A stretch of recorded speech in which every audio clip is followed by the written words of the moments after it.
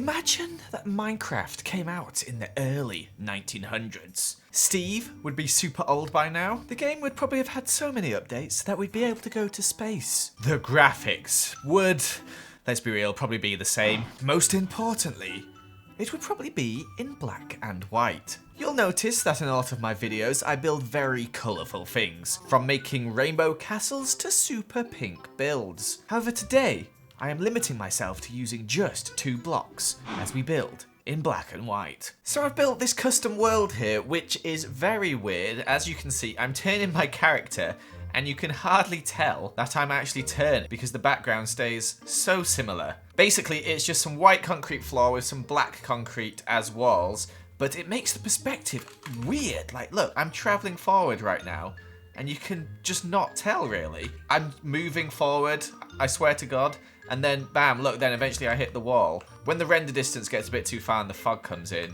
you can see there, but everywhere else you look, I'm still moving around at the moment. Really weird. So we're gonna build in the middle of this, if I can find it, and only use 2 blocks. And those blocks are black wool and white concrete. I was gonna use the black concrete, but it's just too dark and looks a bit weird. So let's cut to a time lapse for a bit as we start on our build. Now, it became very clear quite quickly that even the black wool blends into the background too much. As you can see, there's no real way to tell the difference from the black wool and the black concrete in the background, so I think I'm going to change that. This was just more of a test build right here to see how the effect works, and it is too dark with the black wool, so I'm definitely going to change that to maybe just a dark grey wool. I think that would look a lot nicer. But the overall effect of building in black and white works really well, I think. The shader's shadow there glitching out kind of ruins the time-lapse, but when you see it in person, it looks a lot better. Also, the final product isn't going to be a house. Let's see if we can build something a little bit funky with this. Let's change this to grey wool to see if this gives a better effect. A lot better, but maybe a bit too bright. Coal blocks, also too dark. Grey concrete, however, ooh,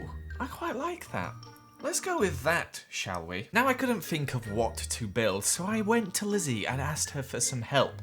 And when she thought of black and white, she thought of the Wicked Witch of the West and her being crushed under her house. And then from there we got to house with legs, so that is exactly what I built. I made some striped tights for the legs, as you can see here, using the 2 colours we have available to us. And then I built these kind of chicken legs, as you can see here, kind of weird looking. I actually changed the one on the left pretty shortly as it's a bit skew with to make it more even, and as if it is in a walking pose with its weird claws. You may also notice that there's a kind of glow around this. That's because I made my own texture for glowstone, as I figured out after a while that the white concrete is actually quite dark, and underneath things, the shadows, it just looked really weird. So I made this glowstone texture so we wouldn't have those weird shadows and get a cool black and white effect, and I think it looks really cool. In fact, a bit later I changed the floor entirely to glowstone, although you don't really see that in this time-lapse here. All in all, I think this effect is really cool. We're going to add some more stuff to it in a little bit after we've had a look at this house in some more detail, but it looks really surreal. It doesn't really look like a black and white picture, more than something drawn in black pen, I feel like, on a white piece of paper,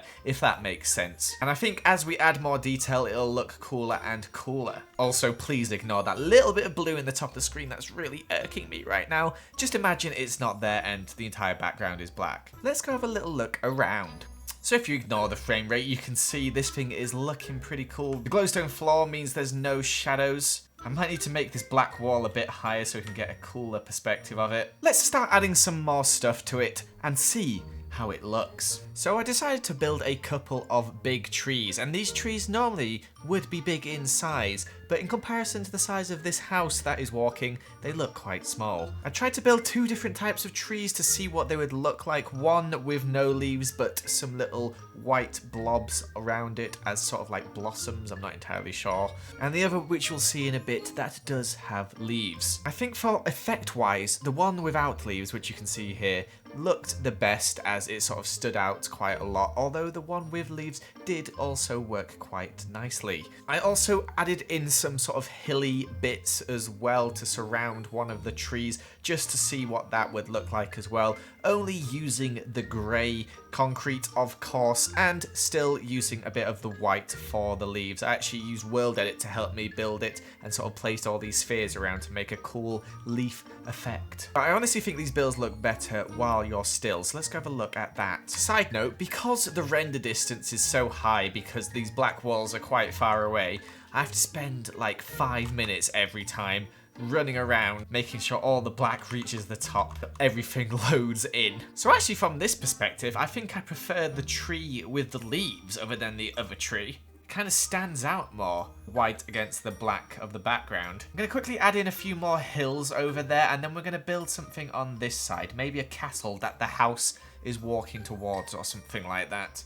Let's see what we can get going. In the end, I did decide to build a castle, and I built quite a big castle. However, in comparison to the house, it still looks quite small. The good thing about building this castle is I knew I was not going to decorate the inside, as the main effect is on the outside, and we can't really add some colour inside, and you can't decorate houses with just 2 blocks. So that meant I could just go off a little bit and build some weird towers and weird shaped buildings, because I didn't really need to find a way to make them work as a house, as in putting staircases up to it and stuff like that. So it meant I could just build whatever I wanted. When I'm building these things, I'm actually not building it with the full render distance in. I actually use a render distance of 42 to render this out, which is stupid. It makes my PC lag, and I've got a pretty good PC. Instead, I just build in a standard render distance of 13, and then I just change the render distance when I come to rendering out to the time lapse, which means I don't really know what the build looks like fully with the black background and everything rendered in the background. So it's quite a nice surprise to watch these back and see how good it looks. I feel like it's going to be really weird to go back to normal Minecraft building after just building in black and white for so long. Everything just seems like it'll be way too overpowering and colourful, and I'll just have all these colours to choose from, whereas here it kind of limited me, but at the same time it kind of helped me because I knew I had these 2 colours and I could only use them, which meant I wasn't stressing about finding other colours to use. As you can see here, there is some sand being added in right now, but that's because I used that to make some scenery to go around this entire build, and then I changed it to the grey concrete after. As you'll see right there, it has changed and looks very nice. I also decided to add in some trees using the grey concrete as the trunk and the glowstone as the leaves. The way I did this was I just actually made some real trees, as you can see here, and then I just world edited and replaced all of their blocks. And finally, I thought this build could do with something else a little extra, and I decided to build a windmill. I don't know why, I just thought a windmill could look quite effective in this black and white setting, and it did. It looked really good in the end. Although every time I get to making the blade of the windmill, I always struggle, but I think this one actually turned out like one of my better ones, which was quite nice. Normally I have to Google how to do it, but here, because I only had 2 blocks, I had to make my own. I also added some big bushes and sort of tree things around as well, and I think I'm going to go add in a few more in a second, but rather than time-lapse it, I'll show you what it's like to make some of those. Let's go have a look around what we've done so far.